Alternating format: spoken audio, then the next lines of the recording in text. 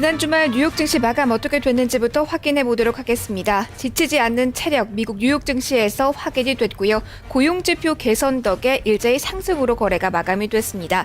3대 지수 모두 2% 이상의 주간 단위의 상승폭을 기록했는데요. 다우존스 지수부터 먼저 확인하겠습니다. 0.47% 상승세를 기록하면서 14,397선에 거래 마감했습니다. 장 초반 14,400선까지 뚫어내는 모습이 나타나는데요. 지난달 실업률이 7.7%를 기록해서 직저달보다 0.2%포인트 감소한 것으로 나타났습니다. 고용시장 개선 속도가 시장 예상보다 빠르다는 점에 장 초반 주목하는 모습이 나타났는데요. 하지만 반면에 고용지표가 이렇게 개선세를 보이면서 연준의 양적 완화 정책에도 제동이 걸리지 않겠느냐 라는 의견이 나오면서 상승폭이 장 초반 반납이 되기도 했습니다. 하지만 연준, 당국 이사들로부터 부양책은 계속 이어질 것이다 라는 발언들 나왔고요. 이후에 투자 심리가 개선되면서 다시 한번 고점 향해 달려가면서 거래가 마감됐습니다. 업종별 흐름 이어서 확인해 보도록 하겠습니다. 최근에 상승 랠리를 이어갔던 금융업종, 이날은 보합권에서 거래 마감을 지었고요.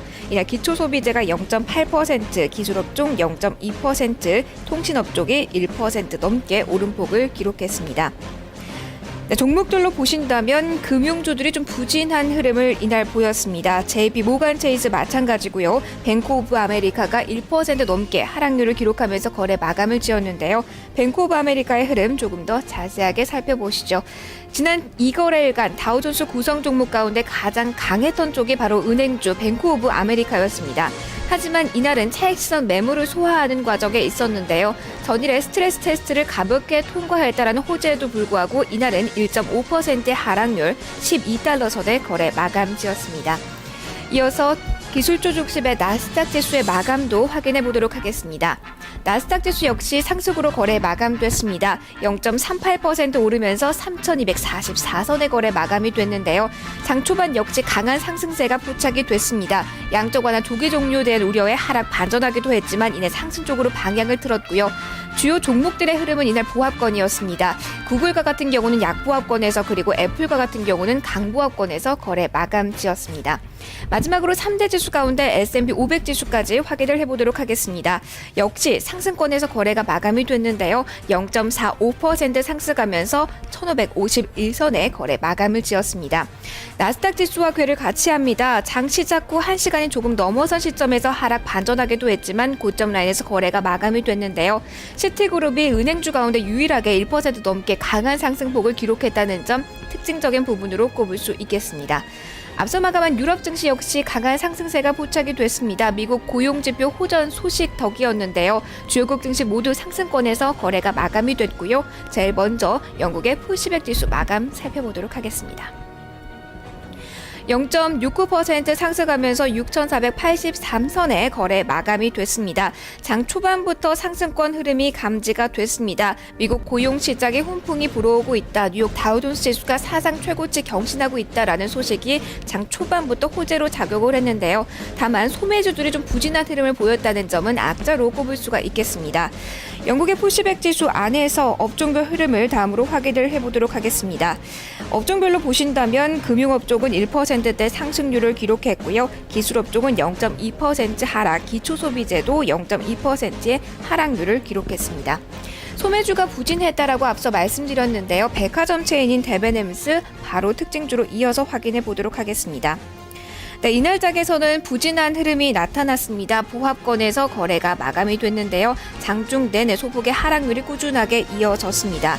지난 회계연도 상반기 수익이 시장 예상치를 하회한 것으로 나타났습니다. 특히 1월에 판매가 저조했다는 점이 실적의 발목을 잡았는데요. 이에 따라서 이날 보합권에서 거래 마감했다는 점 데벤햄스 주가 흐름톡에 확인을 해볼 수 있습니다. 이어서 프랑스 캬크 지수 마감도 살펴보도록 하겠습니다. 캬크 지수 역시 상승세로 마감이 됐는데요. 1%가 넘는 가장 견조한 흐름이 이 프랑스 캬크 지수에서 확인이 됐습니다. 3,840선에서 거래가 마감이 됐고요. 장 초반부터 상승권 흐름은 역시 감지가 됐습니다.